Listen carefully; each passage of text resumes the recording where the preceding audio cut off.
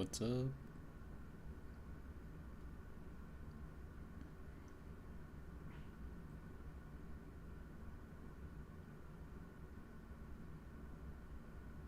Hello, hello.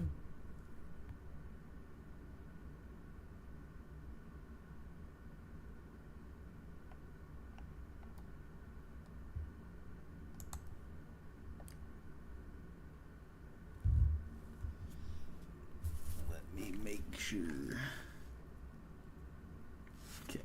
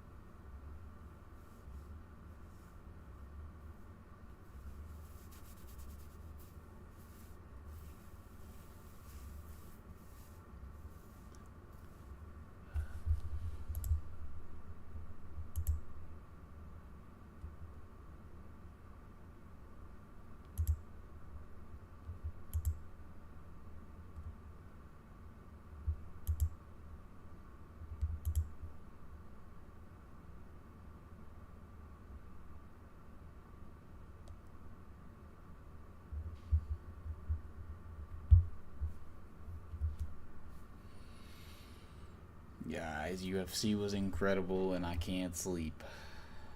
I need somebody to join, somebody to talk to about the fights.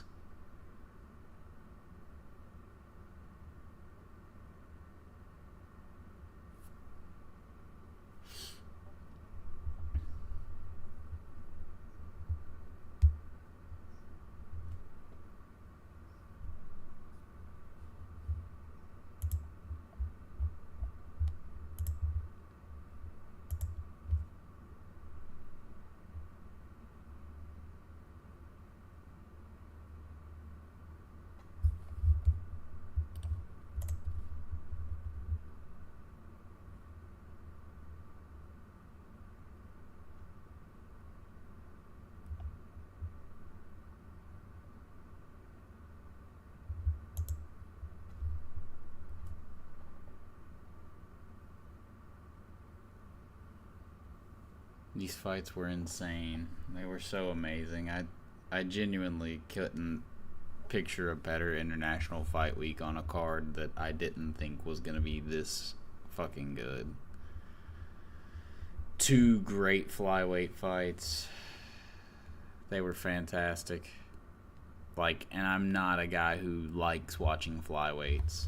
So that really says that these fights were actually solid. Benil Dariush getting a slight upset in my opinion over Renato Moicano. Just beautiful performance from both dudes, honestly. Moicano did very well in the first round. But Then Peyton Talbot doing what he did with Felipe Lima. Honestly, very impressive grappling. I didn't think it would be that way for it. Just wasn't sure how that fight was going to go. I knew it would be a fairly close fight, I thought, but I didn't think Peyton Talbot's grappling would be so upgraded, I guess.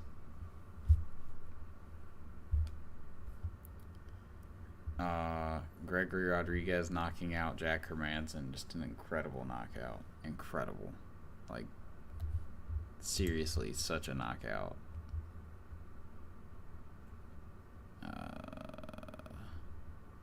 Yeah. I'll turn off bookmarks. What do you want? Seriously impressive knockout by Gregory Rodriguez over Jack Hermanson. Over Jack Hermanson. Jose Delgado getting an impressive knockout of Hyder Emil 26 seconds into the round. Just incredible performance by Delgado. Fight could have been stopped a little later, but, you know, I'm a bloodthirsty casual. Tracy Cortez getting a decision. Not the best woman's fight lately. Terrence McKinney getting a good submission. Jacoby getting this submission. Alan Hines getting beaten up.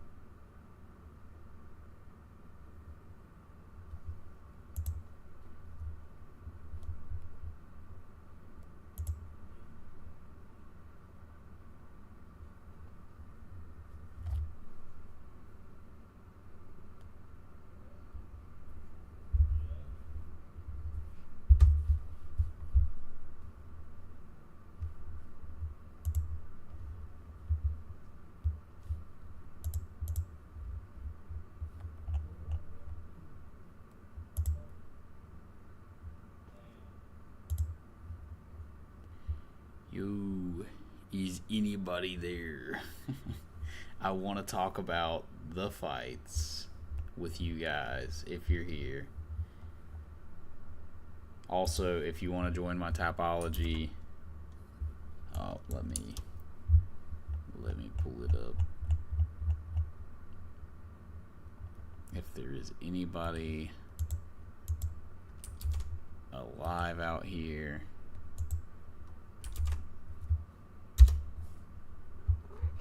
that is my Tapology group.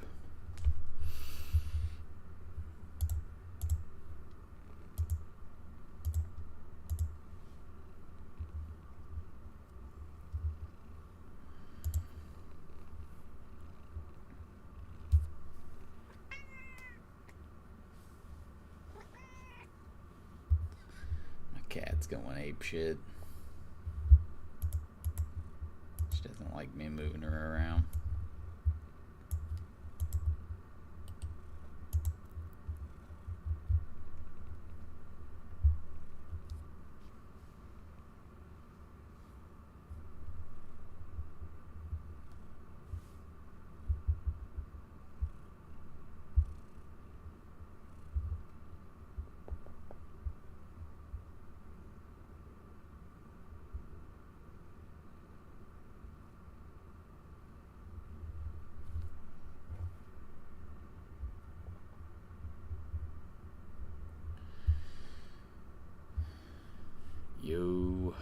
if anybody's out there and wants to talk about Ilya's crazy knockout over Charles Oliveira, Pantoja's submission, I'm here.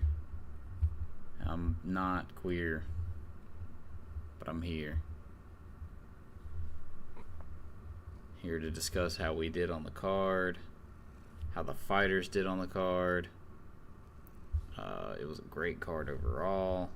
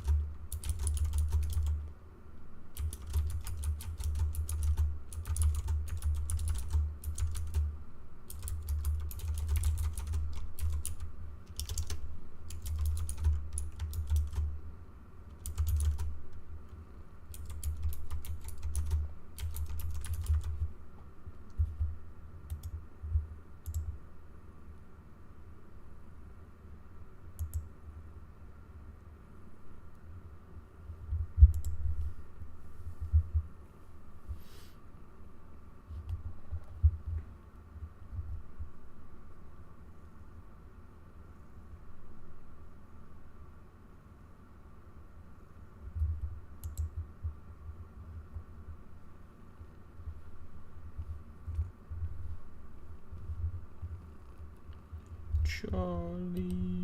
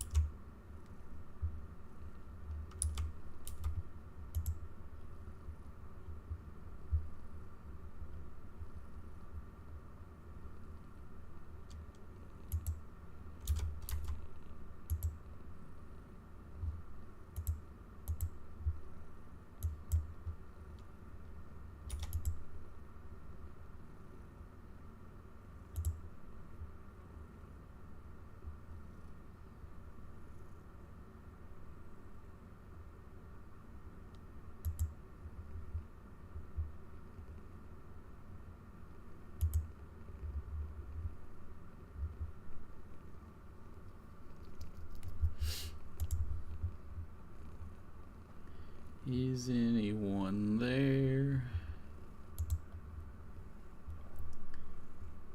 I want to talk about the fights. I'm here for it.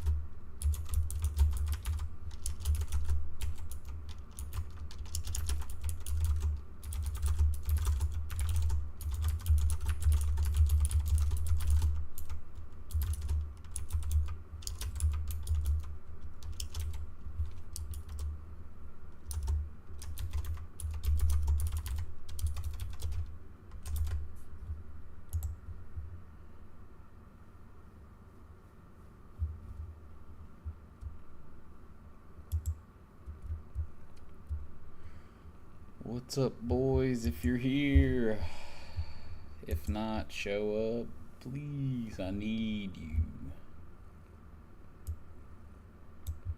I need you, boys.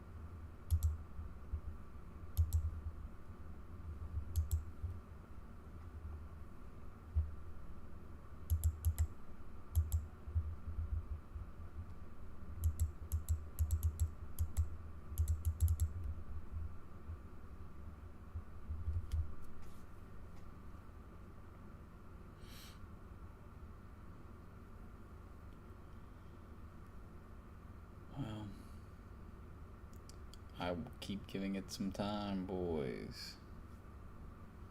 I don't mind waiting. Me and Lemon will sit here until you guys either show up or don't. Until I get tired. Then I'll call it a night. Or until my roommate comes out here, I guess.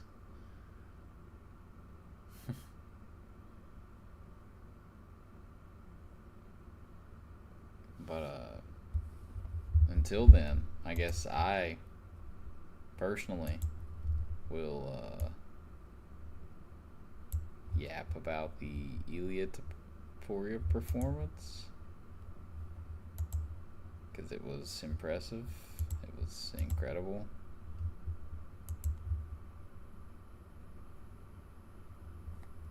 Highly impressed by Ilya.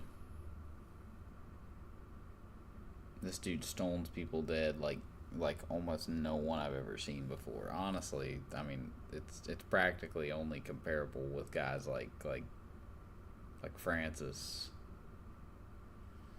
where if he just hits you one clean time on the chin, it is genuinely just over. Fucking crazy. But it just makes me upset that this could have been Islam Makhachev lifeless on the ground instead of Charles. But I guess that's just that's not the kind of world we get to live in, you know. It's unfortunate. Unfortunate.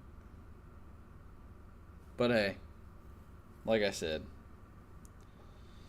Ilya Taporia being as skilled as he is, it's crazy, man. Like, you don't see guys with the kind of deadly knockout power, throwing combinations, throwing setup shots, like, to actually land the next shot. Normally it's just, big overhand right and into nothing.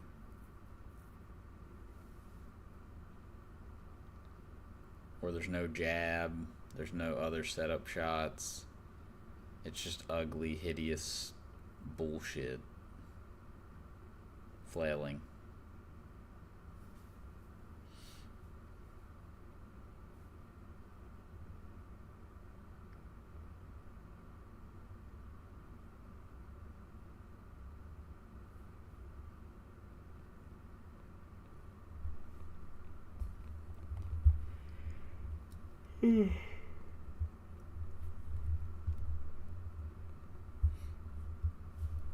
My cat's bumping my table or desk. Let's go back. Yeah, Ilya being the most devastating striker I've ever seen at 145, 155 is kind of crazy.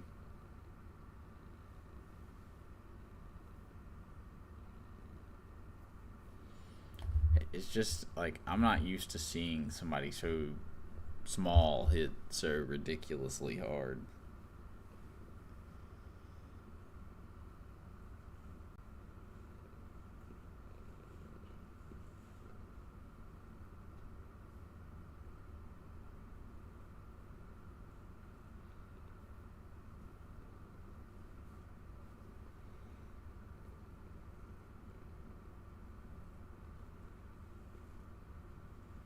Me and Lemon are gonna sit here and wait until you guys show up, boys. Come on. I at least need one viewer. Somebody say something. Just one guy be like, hey, Ilia Toporia's knockout, crazy. Or it made me horrifically sad. It ruined my night. Because personally, on Impact, it ruined my night. But it was also crazy.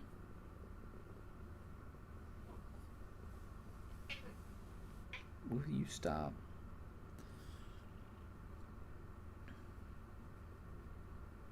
One viewer, guys. Come on. We can do this. I promise. I promise.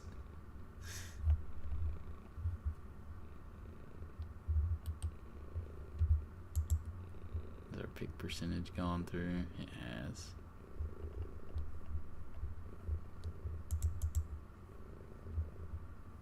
It's a really good card.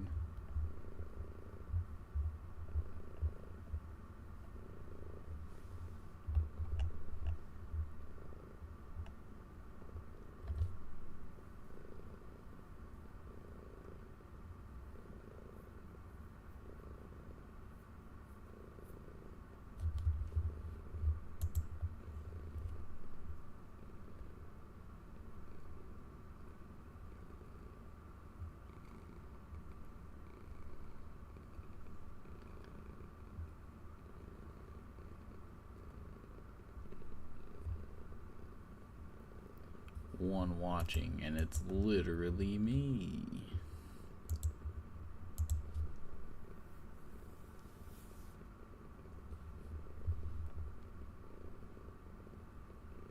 Come on, boys, if you're there, make some noise, please. We gotta talk about the fights. Somebody's gotta talk about fights. If you are there, I also just dropped my reaction to the fights. We had such a fucking good card, man. It was so fun. It's 4 a.m. here though.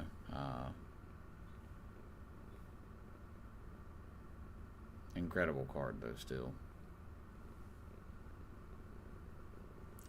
But I just got done recording my reactions, making all the edits and stuff to the thumbnail. Learning the processes.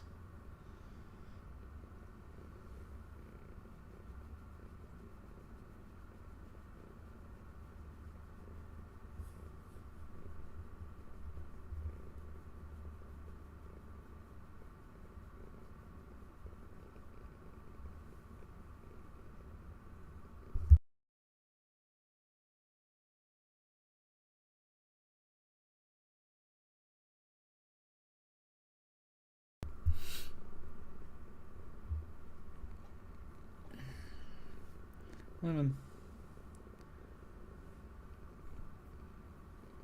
Chill yourself, cat. Just a happy cat, though.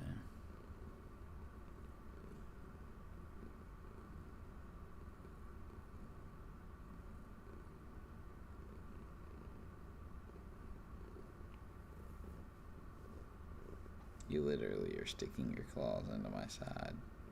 Can you not do that?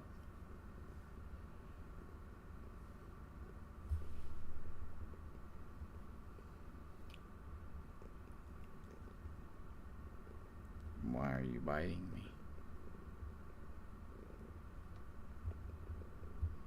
Come on, boys. We gotta... Ow. Ow. That was my cats getting fed.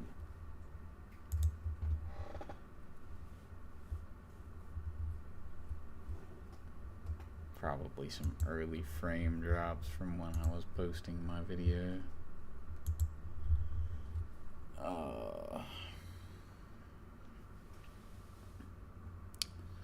Let's go, boys.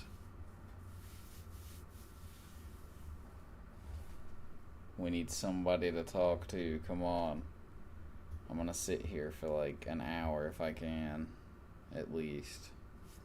Try to sit here for 2 hours and see if there's anyone out there that would dare join my stream.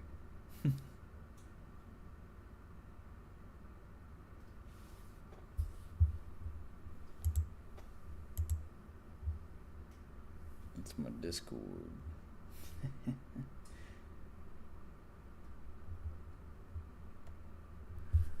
Whoops. Pulled up my Discord on here.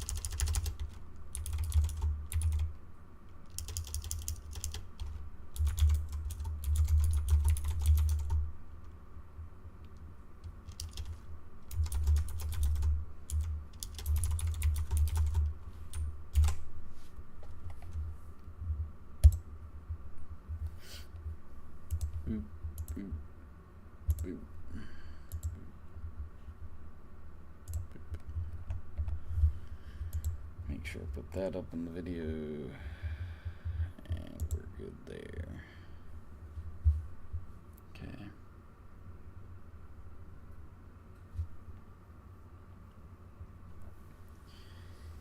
You guys need to just say something about the fights. I had a great time. Tell me how your night was for the fights. Tell me how you did on picks. How'd your favorite fighters do? Favorite fighters of the night? Were there any fights that surprised you? The flyweight fights completely surprised me. My favorite fighter, Tapology, did incredible. Favorite fighter of the card, I mean. I think his favorite fighter of the card may be Josh Van. Josh Van earned it recently. He earned it.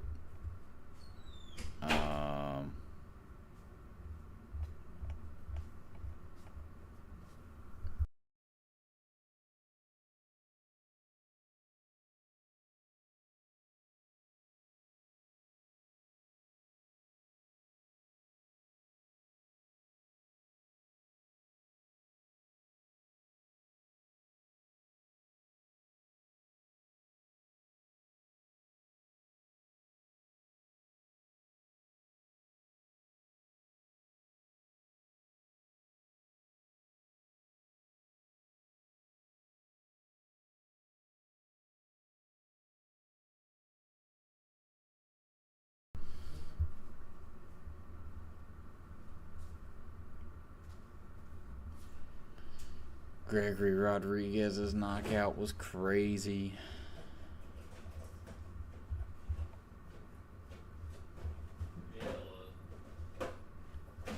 Alvin Hines had a good debut for a heavyweight. He wasn't just a blob. Jacoby Smith almost got fraud checked. It was close. Close. Terrence McKinney with a great submission.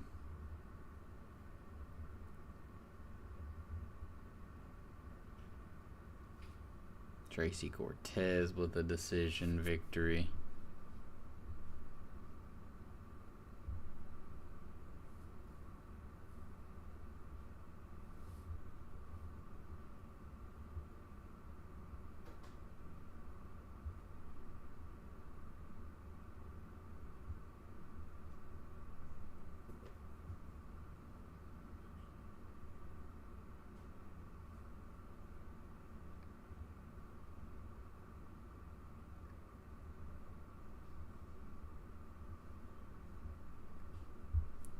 For those of you that are there or not there, I'll be covering the fights more often.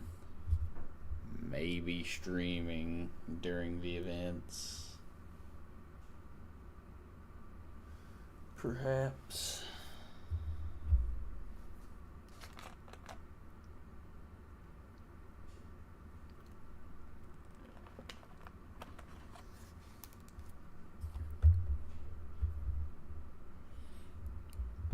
We're 30 minutes in. We've got nobody watching, but it's okay. It's what I expect, obviously.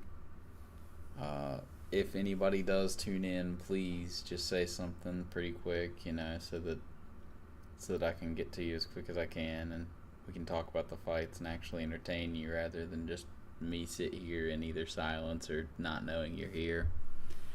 I'm gonna try to just, talk without you guys being here, but if you're here, say something so that I say something that might help you, may bring you conversation that you want to hear or hear about. Maybe not hear, because I might tell you something you don't want to hear. Jose Delgado, man, what a knee, what a performance. It was really quick. Gregory Rodriguez, just nasty KO, man.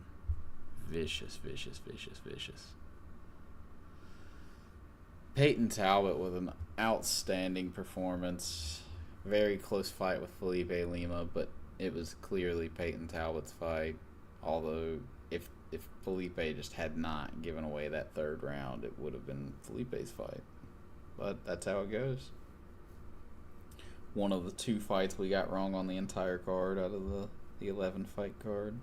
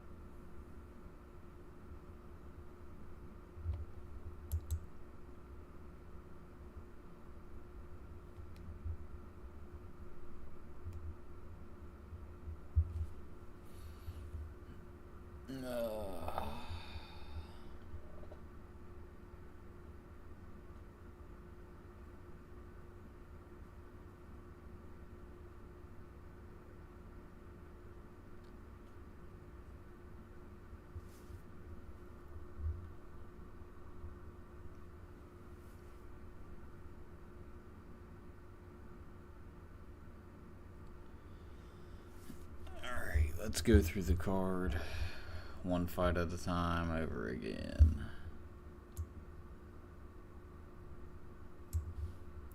From the bottom to the top, yeah.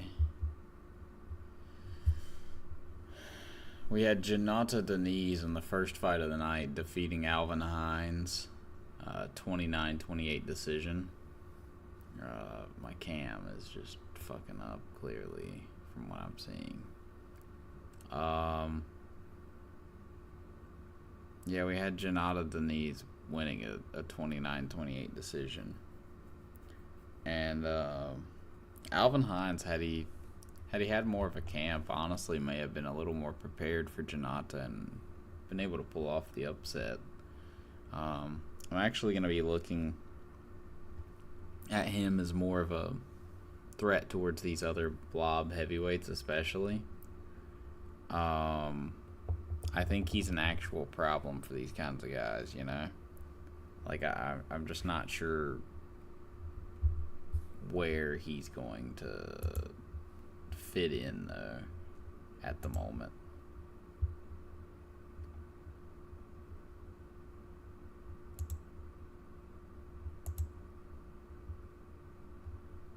But, yeah.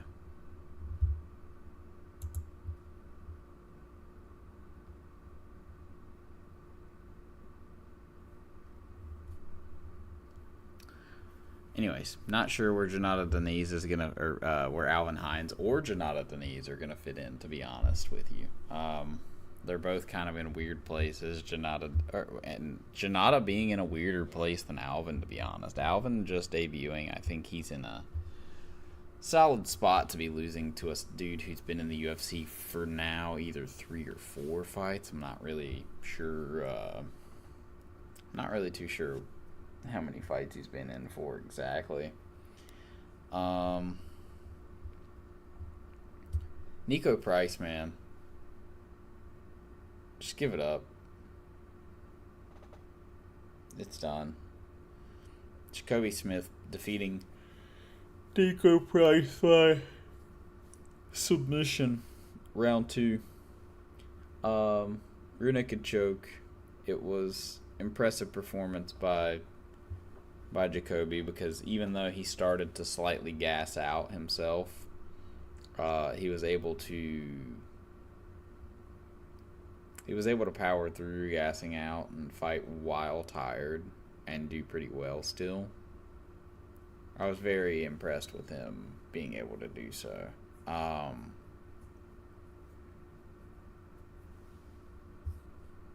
I did get worried, though. I was extremely worried that he was about to get fraud checked by Nico fucking Price. And that was something I did not want to see in the slightest. But, Jacoby Smith pulls it off. Ends up not being fraud checked by Nico Price. And, pulls off his massive favorite finish as well. Terrence McKinney defeating Vyacheslav Borishev by submission in round number 1. This was a modified like guillotine, Doris Anaconda. I can't remember exactly which one. I'd have to go back and look. But it was either here or here. Oh man, I can't remember. Genuinely just can't remember at this point. It was hours ago. It is now 4:20 in the morning. If you have them, hit them. If you do. I only have pins.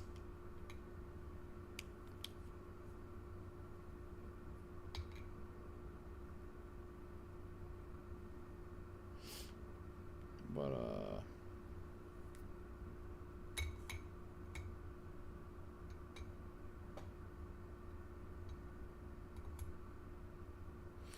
yeah. Anyways, Terrence McKinney defeating Vyacheslav Borishev by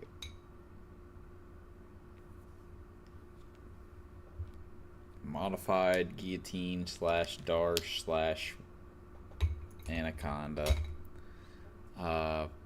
Very good, very good finish by Terrence McKinney. First round.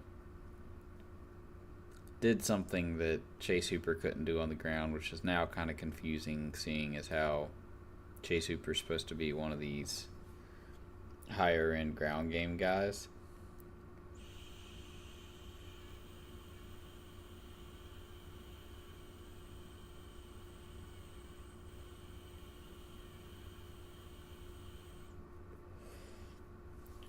Seeing as how he's supposed to be one of these higher end ground game guys and does get good submissions in high level competition, I'm genuinely, I'm wondering where that makes Chase Hooper's ground game stand out. Like, I just don't quite, I don't know. If Terrence McKinney can do it, but Chase Hooper can't, I don't know. Maybe it's just the type of choke that it was for Terrence McKinney, but Chase Hooper not being able to submit Vyacheslav and Terrence McKinney immediately doing it within a minute. I don't know. The skill level seems different there, weirdly. Maybe it's the amount of strength he has for the choke. Maybe it's the squeeze. Maybe it's Vorchev has gotten worse since then. But I don't know.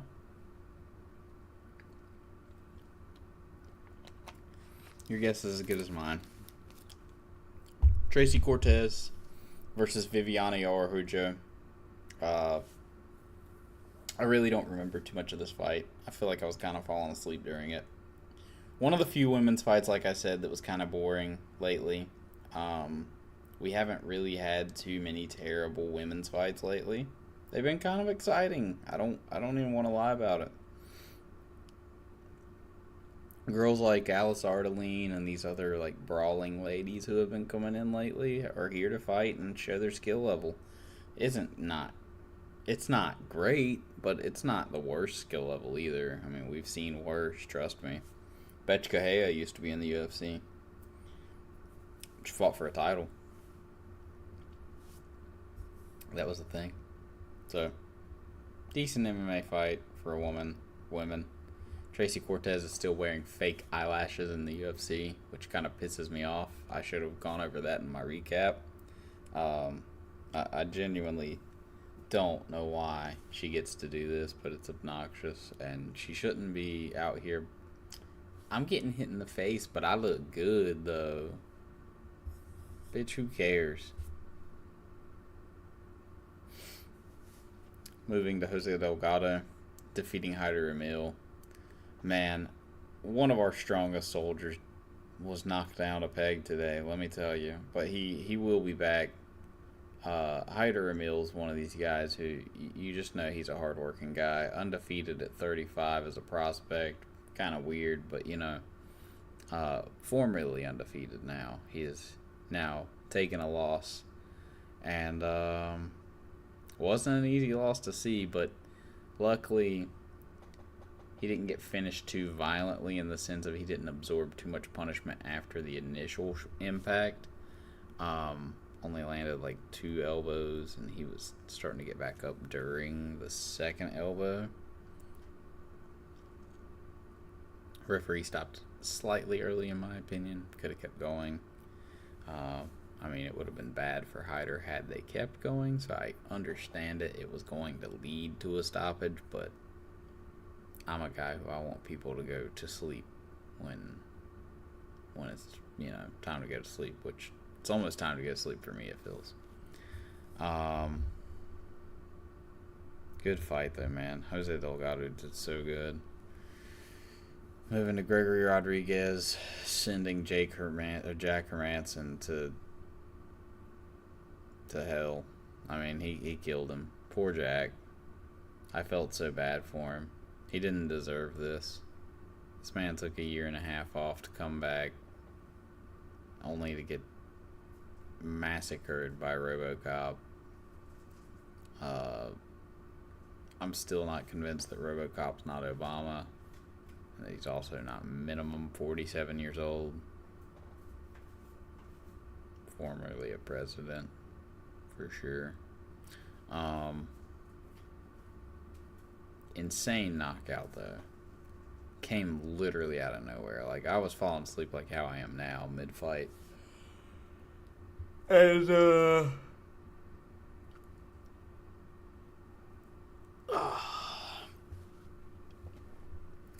yeah. I was falling asleep mid-fight, and just out of nowhere, Rodriguez lands this nasty shot. I don't even remember what it was at this point. It was so long ago. I need to go back and catch the highlights again. It was a nasty shot, though, and it just absolutely flatlines Jack Hermanson. Impressive knockout from Rodriguez. I'm astounded by the power on some of these people this card, man. Some of the people this card had insane knockouts, and man, impressive. It was such a fun card to see. Like, genuinely, this card was one of the better cards of the year, and I know it's International Fight Week, but this didn't feel like one of those cards that was going to be insane. But as it got closer, I was getting more and more pumped up. I've talked about it myself. It's why I've honestly tweeted and done so much not so much content, but like I've done a little more extra. Like I've done some editing to my thumbnails. I've live streamed for now the first time. These fights were exciting to me, and I was getting more and more pumped up. It's exciting me to do stuff for this. But yeah, this card was awesome, man. I loved it. It was one of those ones that I won't forget for a while. Moving to Peyton Talbot versus Felipe Lima. This was a really good fight in the bantamweight division, man. We had two guys really clear out and scrapping. Having a solid fight of it, too. It's not like, they came out and pussyfooted around, really. They actually got down to it and threw some strikes, hurt each other. Like, they were throwing strikes with intent to hurt each other, to harm.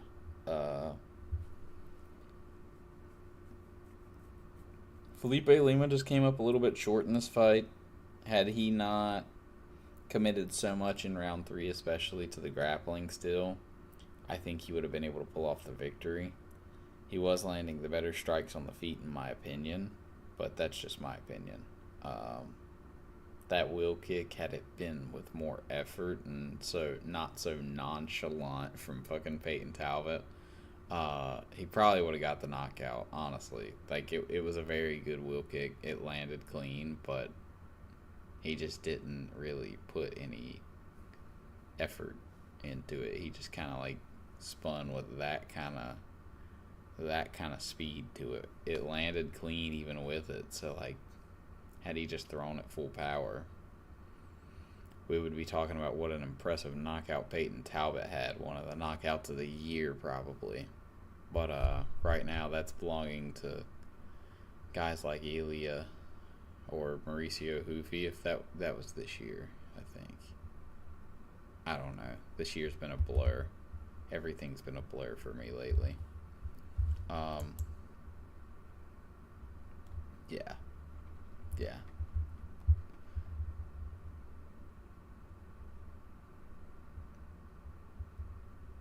We will move to Beneil Dariush versus Renato Moicano.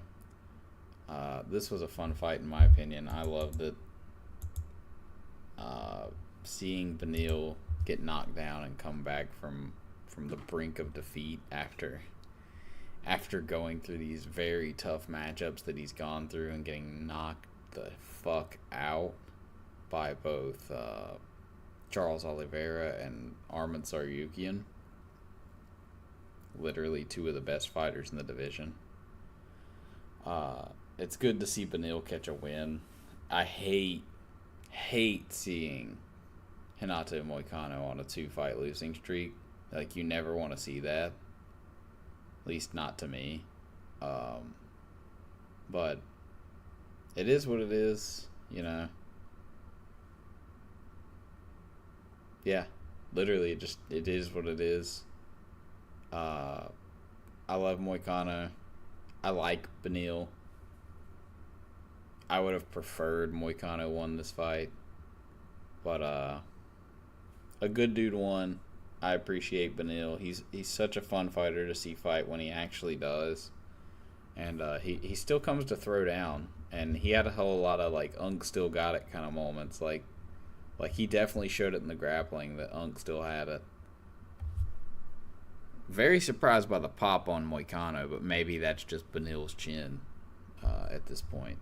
Maybe he's a little bit washed and shop worn.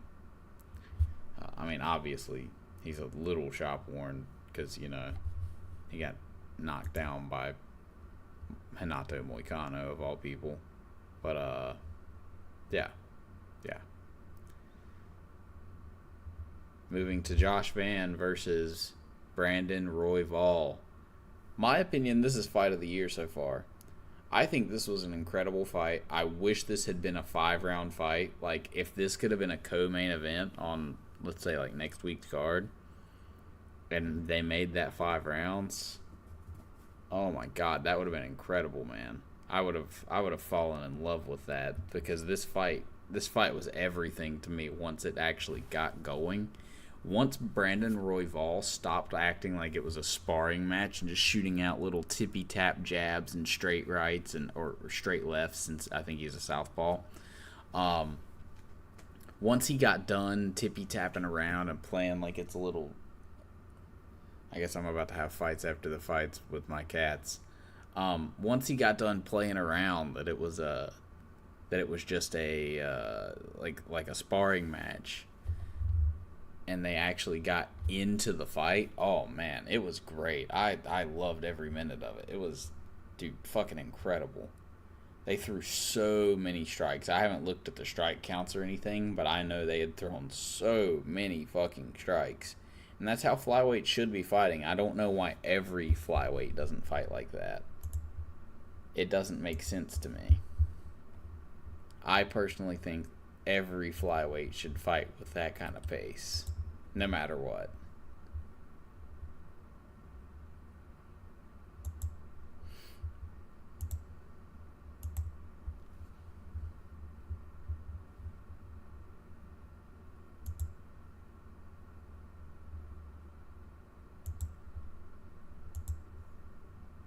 But yeah, what an incredible fight, man. Like, these guys,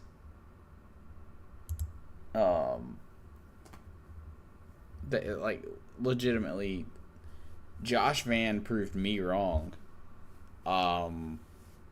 Josh Van walked through so many shots that I didn't think he would probably walk through. Like,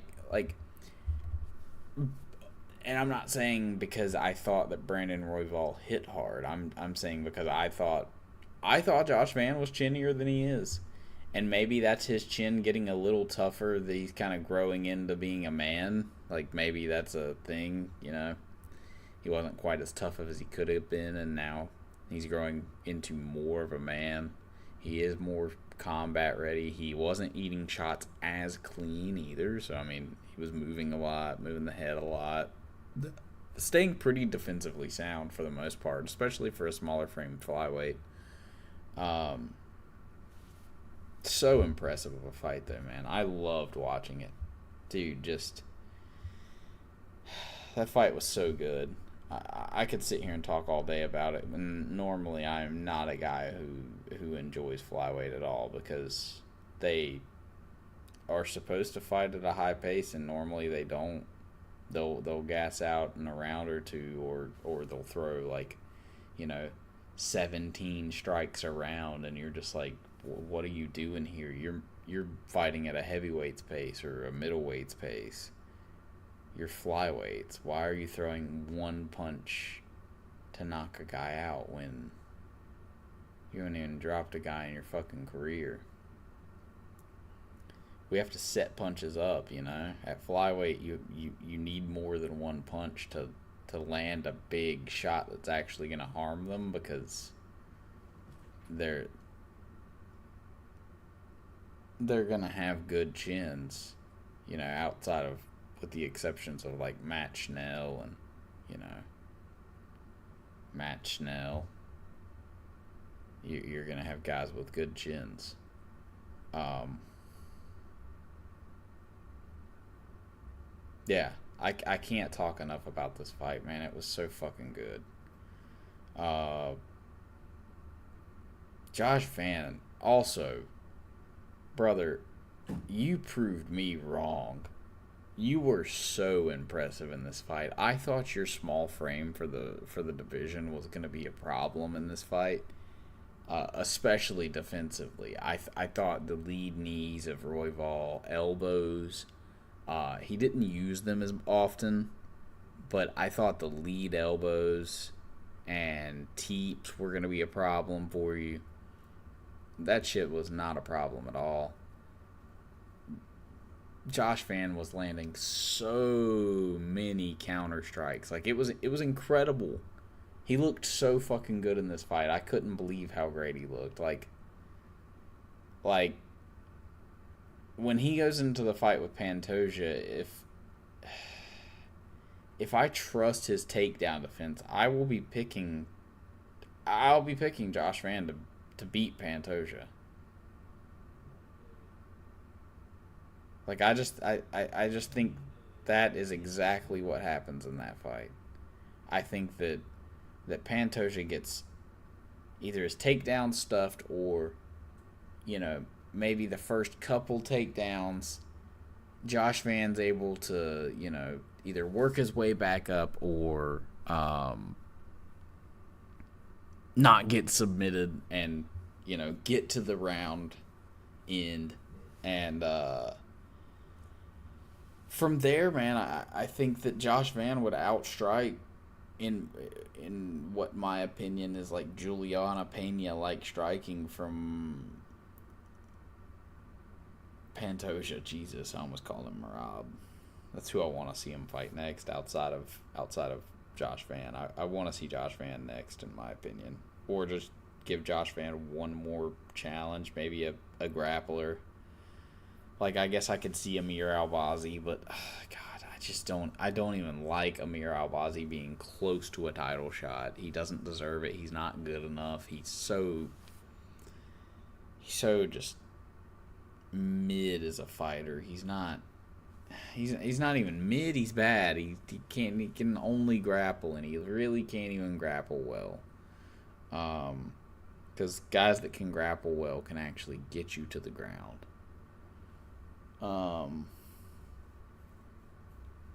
And when they get you to the ground, if they can't normally just get you to the ground, they harm you. I don't know. Fantastic fight from Josh Van. Royval put up a fantastic fight too, though. Like, I can't rag on Royval. It's just Josh Van proved me so wrong. I'm just so impressed with him that he blew me away.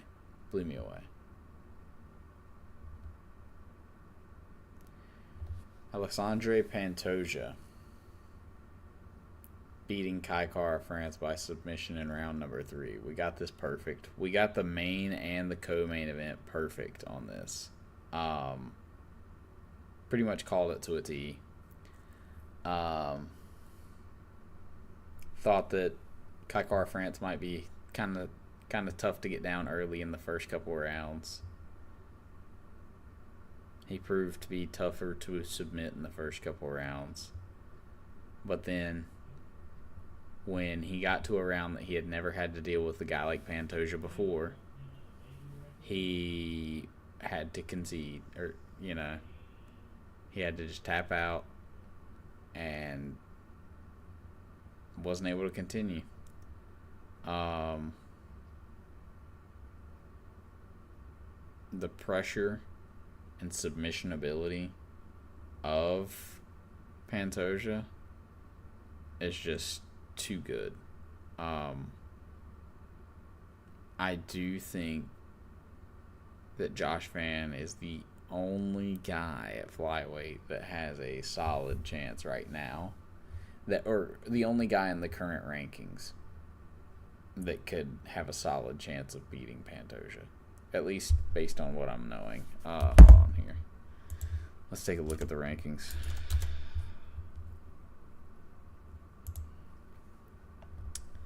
Got dark mode on.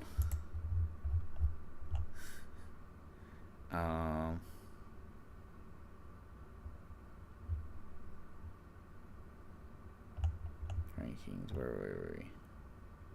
Who are we looking at? Pantoja. Royval, not really much of a challenge outside of just clipping him. Moreno, no. Albazi, no. Cara, no. Tyra, no. Absolutely not. Manel Cap, no. Alex Perez, no. Asuama Bayev, no. Ursig has been the closest to beating him, but I mean, no. Elliott, no. Ulanbekov, absolutely not. Josh Van has a solid chance, in my opinion. Timarov, maybe. I mean, I need to see a couple more fights from Timarov first. Kai Asakura, no. I mean, outside of just clipping him randomly, jumping up in the air like fucking Mario. Or Bruno Silva, who has no chance in the world. Yeah, I think Josh Van has the best chance of defeating him in the top 15. There is a South Korean. I can't remember his name. He fought a few cards ago now. And that's a guy I would love to see get some opportunities here soon. But I would just like to see him fight a little more frequently. If he got to fighting a little more frequently, that would I just need to see a few more performances out of him. He's not, he's just not quite where I don't know if he's quite where I need him to be. His boxing looked good. His ground game looked good. He got a nice submission over, I think it was Carlos Fernandez. But Carlos Fernandez is a guy that I'm not quite sure should be in the UFC. He's a guy who I think that I could almost compete with. And that's not a good thing.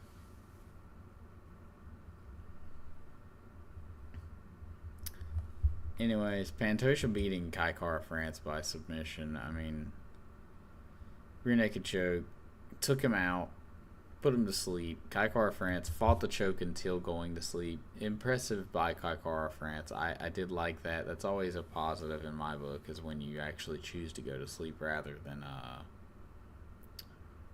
tap, when it's a choke at least. When it's joint locks, I get it. Like, if you're gonna blow out your ACL or your elbow is gonna break, snap you're put into a Kimura and you're gonna snap your arm in half. I would rather you tap at that point and come back in a couple months and fight again rather than have to take off pretty much a year, minimum. But loved watching the Maori spirit leave Kai Kara France. I'm not much of a fan of him, to be honest, but he fought like a warrior, to be fair, in the sense of no tap. He goes sleep. Go sleep. Moving to the main event of the evening, we had Ilia Topuria defeating Charles Oliveira in the very first round at 2 minutes and 27 seconds. I was so sad to watch him go down, but I knew it was coming, so I've already braced for impact, and I've already seen favorite fighters of mine get KO'd by Ilia before, so I'm kind of used to it at this point. I'm numb to it. I've got ice in my veins about it.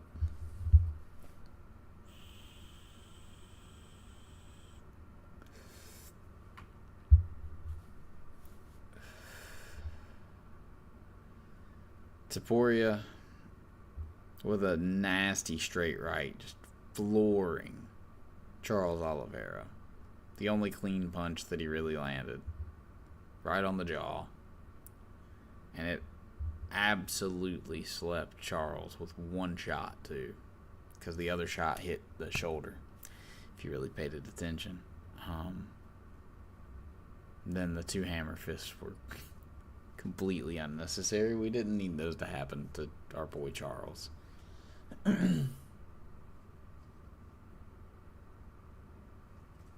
Silla. Hold on 1 second. Never mind. My cat was getting into something, as cats do. But yeah, Ilya did not have to hammer fist our precious Prince Charles. But he did. He did it. Instead of being a kind soul, he was mean. He finished our boy off. But it is what it is. Charles Oliveira took that risk, and it's kind of slightly karma in the sense of it, because it's all Charles' fault that Alex Volkanovski got slept. He's the one who pulled out against Islam to make Alex fill in on short notice. And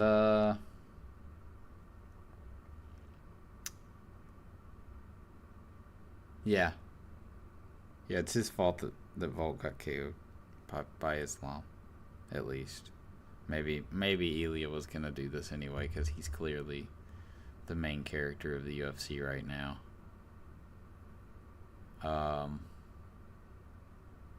Getting very tired, so maybe when it hits 5 here, I'm gonna call it quits.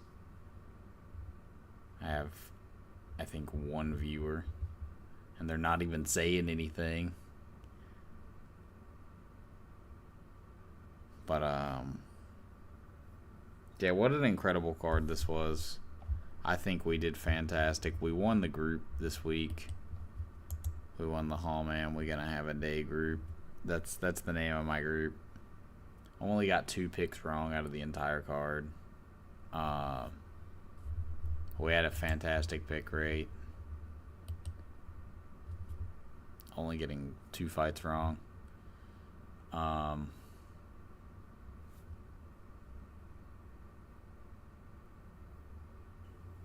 Yeah, I think this card was fantastic. Awesome. Sad. It was sad to see some of the guys lose that you didn't want to, like Hyder Emil, Charles Oliveira, Alvin Hines. I started rooting for Alvin Hines so hard, even though I picked Janata Deniz. I did not want Janata Deniz to win this fight. There were 2 fights I wanted to get wrong, and I don't think I really did. I wanted to get the Janata Deniz fight wrong, and I wanted to get the Hyder Emil fight wrong. Yeah, these were 2 that I really wanted to be wrong, and then I wanted Charles Oliveira to win as well. I thought that would be a good result. But I knew that the main character of the UFC wasn't going to lose. And he's proven that he's the main character at this point, it feels like.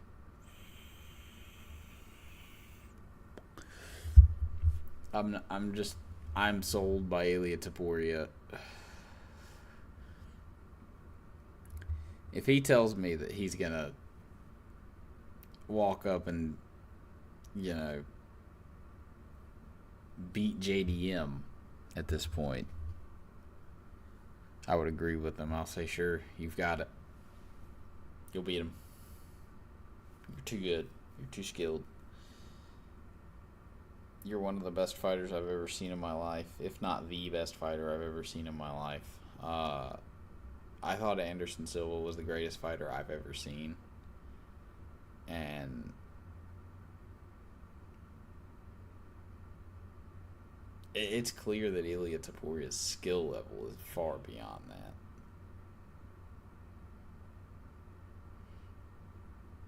Like, Ilia Topuria is just, he's on another level than all of these guys, and it's crazy because you don't see guys who normally are like, shit, my camera fucking zooming out or zoning out for some reason.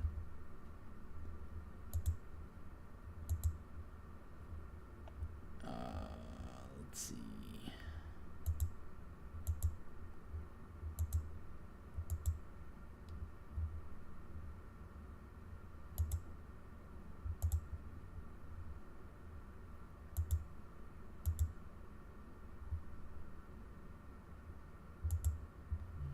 Yeah. Okay. We're back.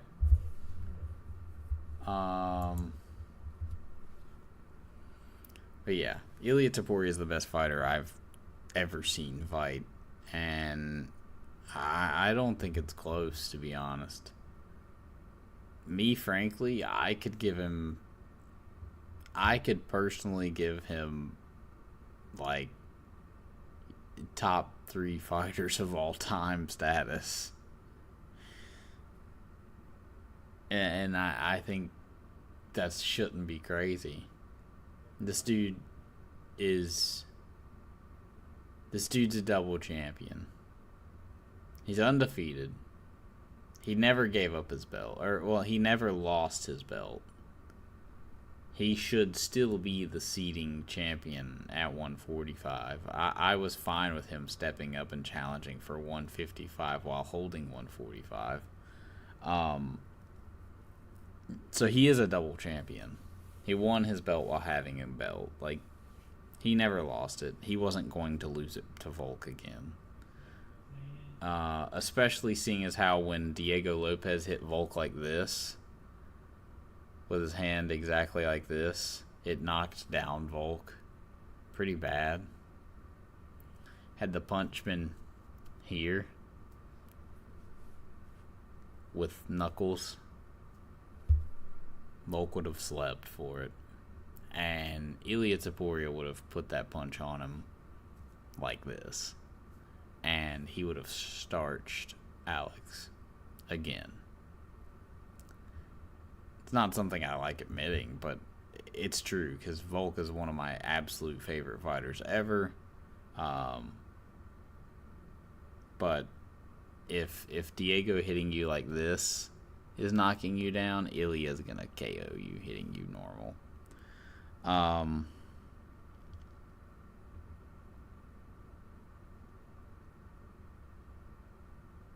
Man, it's just incredible.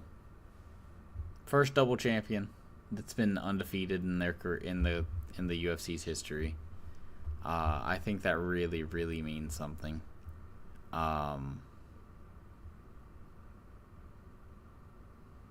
Bulk, Max Holloway, and Charles Oliveira back to back. That is something insane. Something you don't see anywhere. There aren't wins. There aren't 3 wins like that in UFC history. There aren't.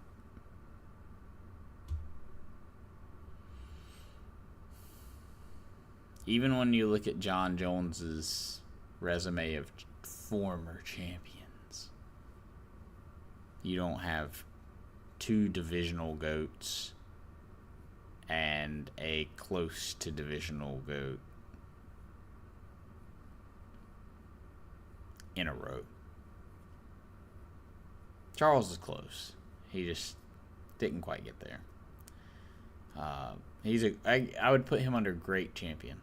He was a great champion in my opinion.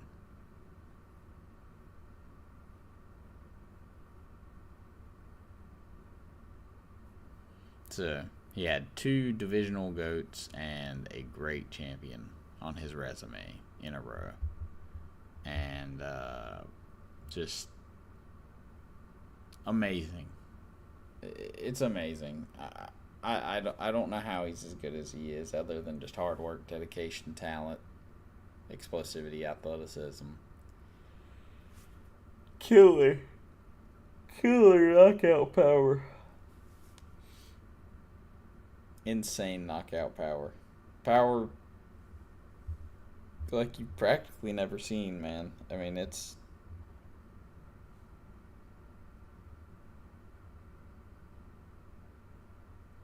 ridiculous.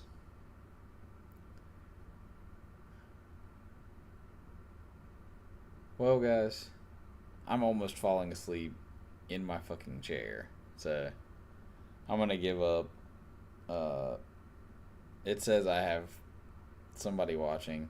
Don't know who you are. I appreciate you if you are. Uh, Maybe Al Gore's rhythm's just lying to me. Maybe it's a friend that just doesn't want to say anything. That's fine too. Um, UFC 317 was awesome. I have posted my UFC 317 recap video. If you want to join the Tapology group to compete for weekly prizes based on the UFC's based on pick'ems for the UFC's fights. If you win first place, I will send you the amount of money that I have in US dollars in subscribers on YouTube up to 100, just in case something happens, like I get a subscriber botted up above 100 or anything like that. To where it would be something I couldn't afford, where weekly, where it's like, $1,000 a week. I can't afford that. I'm sorry, guys. I'm not making enough money off of you. I'm not making any money off of YouTube. So definitely can't afford something like that to happen. But we're going to hold it up to $100 a week. Yeah. If you want to join that, follow either the Tapology link or go to tapology.com, sign up, make an account, go to tapology.com/groups/2048. Join my group. Request to join my group. I will allow you in, unless I ban you at some point for something stupid you do. I don't know what you could do that, but because I'm pretty chill guy. But people do stupid shit to get banned from things all the time, so I'm sure somebody will do something stupid.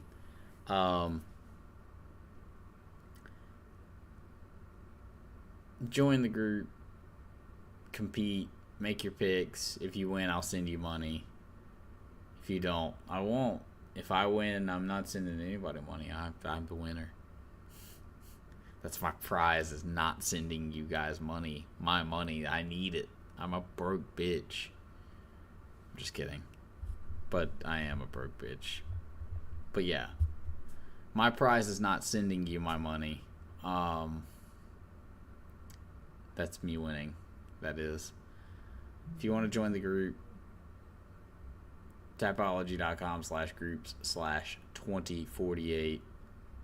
Request to join. I'll join you. I'll allow you in as soon as I see it. And anyways, yeah, I pretty much made it till 5 o'clock anyways, just sitting here blowing time. 9 out of 11 picks right. We were 361st on the website. We did really good on Fight Picks. Have a great night, guys. Go watch the recap video if you watch this. I'll see y'all. Hopefully, I'll be making every fight to make next after UFC 317 video. If I do, it'll be because I made the whole table that I need to make it, or graph that I need to make it. If I don't, it's because I didn't do that, and I'm lazy as fuck, which I am. If I don't do it, you'll see me for the UFC prediction video for Tennessee, I think it is. And until then, bye, guys. It has been fantastic streaming to practically no one but the one person here. I enjoy it.